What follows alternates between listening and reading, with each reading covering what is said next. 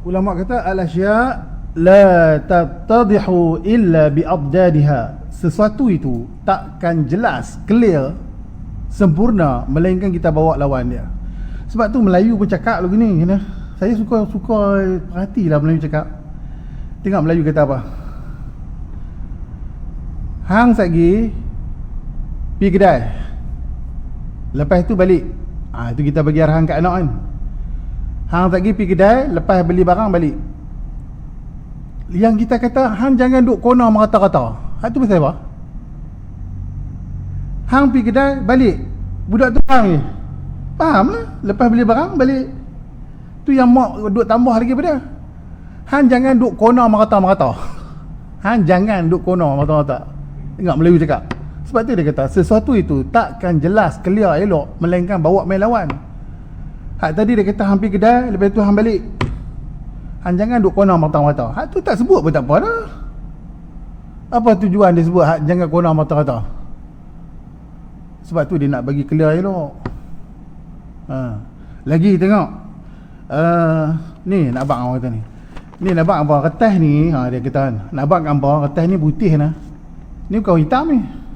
Ni tengok dia putih elok. Cukuplah abang kata kertas ni putih. Sudahlah. Yang kita duk sambung pada dia bukan hitam lah. Ni abang apa? Dia bukan hitam. Yang duk main dia bukan hitam tu siapa? Sebab tu dia kata sesuatu tu takkan sempurna melainkan bawa main lawan dia. Ada lagi kita kata apa?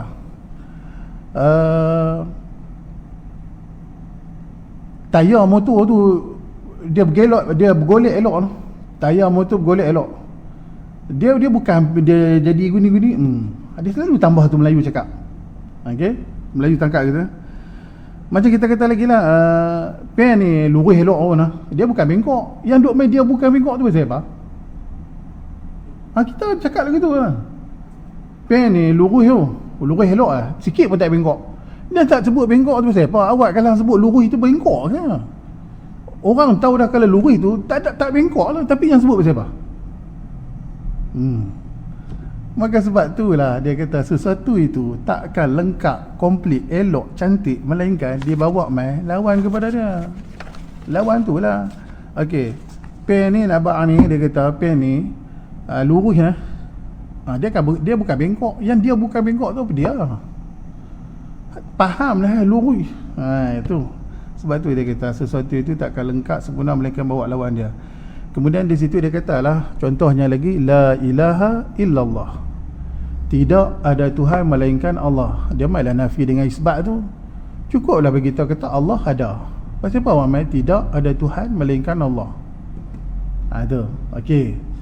Kemudian selesai di situ. Habis yang kedua. Yang ketiga dia kata mengaji sifat 20 ni sebenarnya mai daripada falsafah Yunani. Mengaji sifat 20 ataupun pengajian sifat 20 mai daripada falsafah Yunan. Mana-mana yang mai daripada falsafah Yunan kita wajib tolak lah. Kita wajib tolak. Dia mai lagi tu.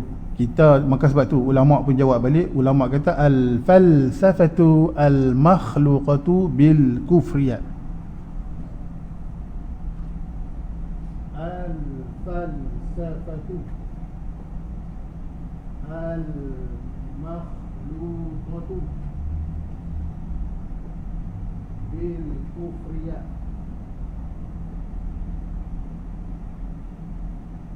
Falsafah yang dilarang, falsafah yang dilarang iaitulah yang bercampur dengan kufur. Ini kaedah ulama guna. Al-falsafatu al-makhluqatu bil kufriyat. Falsafah yang tak boleh dibelajar iaitu falsafah yang bercampur dengan kekufuran. Yang tu tak boleh baca. Kalau falsafah yang tak bercampur dengan kekufuran, maka dia boleh belajar dan tidak ada halangan dan juga tegahan. Okey. Seterusnya yang keberapa dah? Dia kata tak cukupkah kalau kita mengaji ni kita kenal zat Allah? Kan kita sebut sifat 20. Kan lebih baik kita sebut zat 20 ataupun PN 20. Yang kita duk bicara ni sifat 20. Dia kata pasal apa tak mengaji zat 20? Zat 20. Maka di sinilah ulama menjawab. Ulama kata sebelum kita mengenali zat Allah, kita kena kenal sifat Allah dulu. Kita kena kenal sifat Allah dulu. Maka sebab itulah ulama mengatakan, tengok kaedah yang dibuat oleh para ahli ulama. Kalau orang tanya pasal apa tak belajar zat 20, tak tahu mengaji sifat 20, patutnya mengajilah zat 20, kan senang. Ulama kita jawab balik, ulama kata untuk mengenal Allah hendaklah mengenali sifat-sifatnya dulu. Berdasarkan satu kaedah, al-jahlu bis-sifati yuaddi ila al-jahli bil-mawsufi. Man la ya'rifu sifatillahi la ya'rifullah. Al-jahlu bis-sifati, siapa-siapa yang tak tahu sifat-sifat Allah, yuaddi ila al-jahli bil-mawsuf, maka dia takkan kenal sifat-sifat ataupun zat. Orang yang tak tahu sifat, maka dia takkan kenal zat. Okay. Boleh terima ni? Baru sikit. Ni dah ada 2 kitab gini, tak tahu lah kira apa malam ni sudah. Baru sikit. Siapa-siapa yang tak kenal sifat, dia takkan kenal zat. Saya bagi contoh. Man la ya'rifu sifatillah, siapa-siapa yang tak kenal sifat Allah, la ya'rifullah, dia takkan kenal Allah. Sebab tu sebelum kita kenal zat, kita kena kenal sifat dulu. Okey, itu kaedah. Saya bagi contoh Melayu. Nak bagi senang ingat. Tu kata tu bila mengajak tauhid ni, dia kena bagi jenis ni, baru nampak. Kita nak pergi Minang seseorang, perempuan lah kan. Okay, sebelum kita pergi Minang, apa yang kita kena buat dulu? Merisik tu orang panggil apa? Itu merisik. Bahasa nak terjemah dalam tauhid ni orang panggil apa? Satu perkataan yang saya sebut tadi. Sifat. Sebelum kita kenal Jah lah, nama Jah senang. Sedap pun nama Jah. Nak buat nama apa pun Zaid. Buatlah nama siapa pun kan. Sebelum kita kenal apa nama Jah tu lah, kita kena kenal siapa dulu? Kena kenal apa dulu? Sifat dia.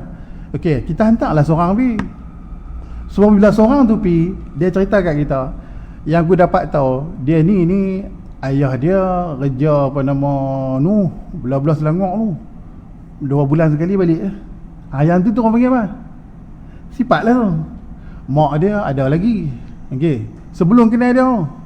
Kemudian dia 3 beradik. Dia yang sulung. Tu yang dia duk cerita dekat kita. Kita nak pergi Minang tu, dia yang sulung. Lepas tu dia tinggi, dia rasa-rasa atas sikit pada pokok togel lah kot. Rasa tinggi sikit lah. Kan, lebih kurang tu lah kan. Sajalah, tu contoh lah. Tinggi sikit lah kita kata. Kemudian dia kulit dia nak kata putih sangat pun dok lah. Rasa-rasa gelap sikit lah, gelap. Tapi manis lah tengok tu. Dan dia ni pakai tudung. Selalu aku tengok pakai tudung lah, dengan stokin, kira memang barok lah. Tu yang kita duk senarai tu benda. Sifat dia kan. Yang Pak Long hak dengar ni, dia duk nampak dah kan. Oh, dia lagu ni. Last kali dia kenal tak Jah tu, dia kenal Jah melalui sifat. Jadi bila kenal, oh lagu tu jadi, dia kata pakai jadi. Hang cerita hak tu aku yakin dengan hang lah pakai jadi. Esok call terus ya.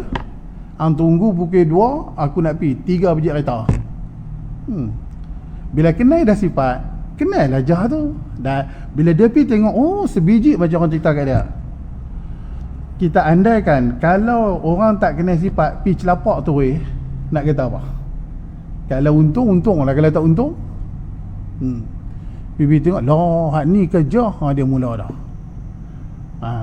Sebab tu ulama kata Al-jahlu bisifati, kalau kamu tak kenal ataupun kamu jahil dengan sifat, yuaddi ila jahlil mausuf, maka kamu tak kenal diri ataupun zat tubuh orang tu, melainkan kita kena kenal lah sifat dia dulu. Man la ya'rifu sifatillah, siapa-siapa yang tak kenal sifat Allah, kata ulama, la ya'rifullah, maka dia tak kenal Allah Subhanahu wa taala. Oleh itu ulama kita mengatakan, untuk mengenali Allah, mengajilah, belajarlah dulu sifat Allah yang kita namakan dia, iaitulah pengajian sifat 20. Okey, clear. Lagi, kalau orang kata, awak sifat Allah Ta'ala 20 ke? Sifat Allah berlama, tapi yang dipanggil kamalat, ummahatul kamalat, ibu sifat kesempurnaan itu, iaitulah 20 ni lah. Mai pilah sifat-sifat yang lain pun duduk dalam ni lah, duduk dalam ni, iaitulah apa nama, nafsiyah, salbiyah, ma'ani, ma'nawiyah. Jadi 1, 4, 7, 7 campur semua jadi 20.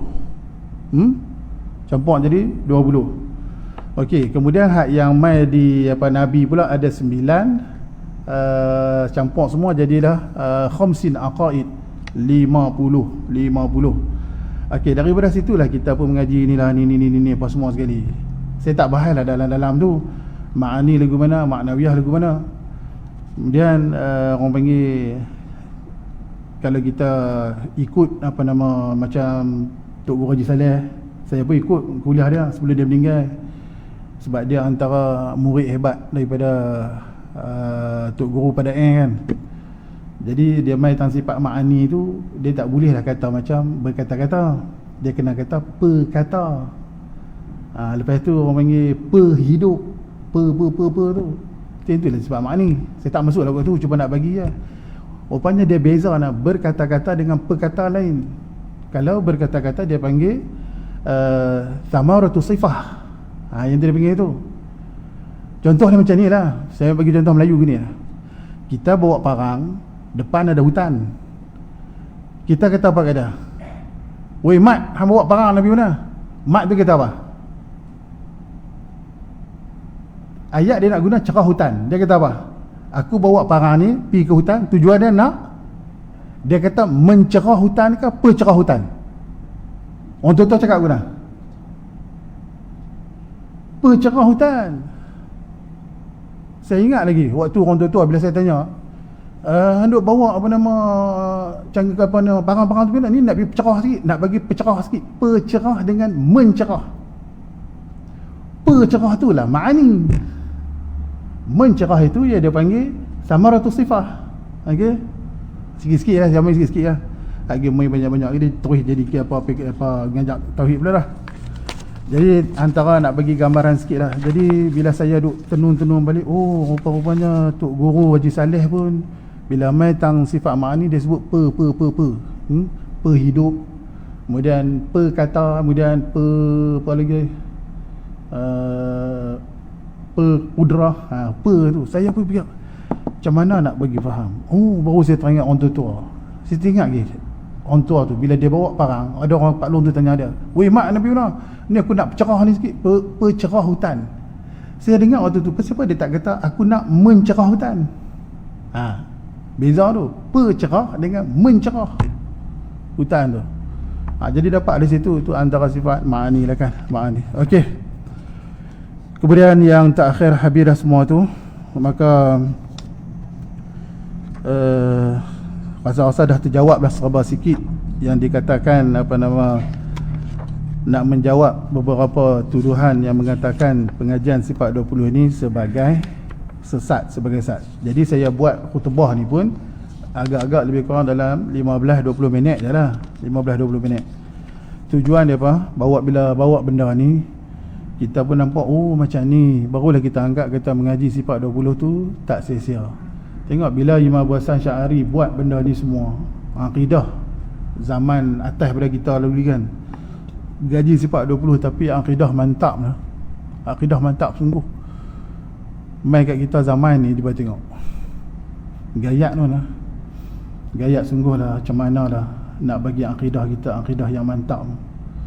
Akidah yang mantap ni melainkan kena belajar banyak sungguh lah, baru boleh mantap betul-betul lah.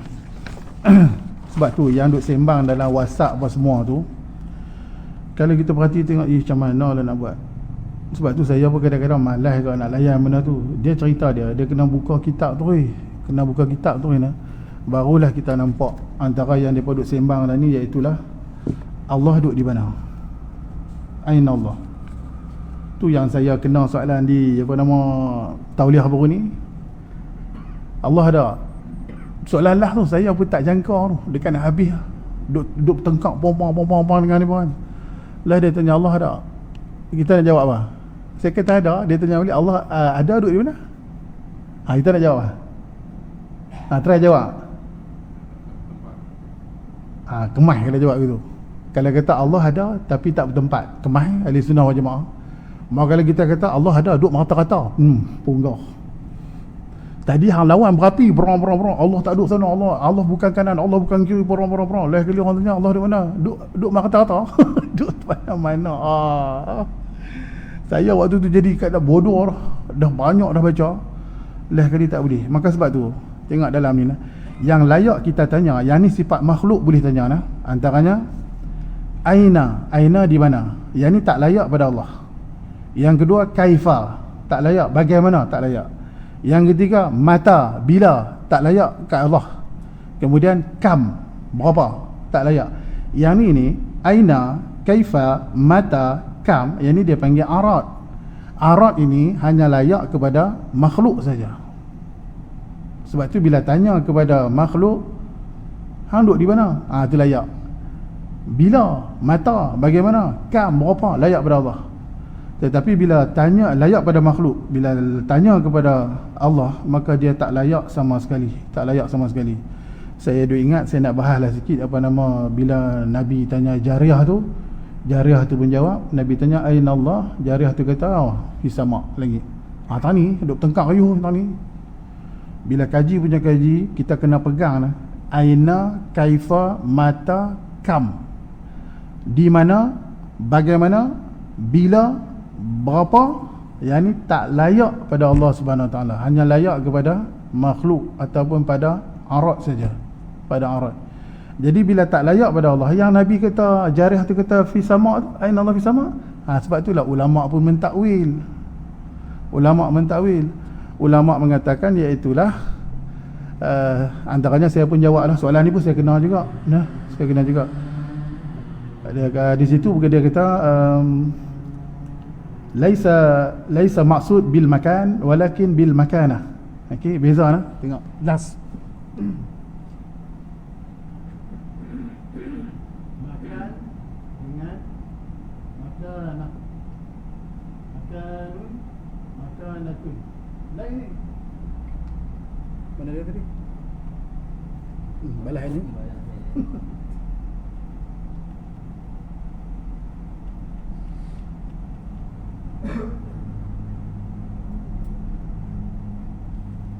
Imam Muslim kata ni, laisal makan walakin makanah.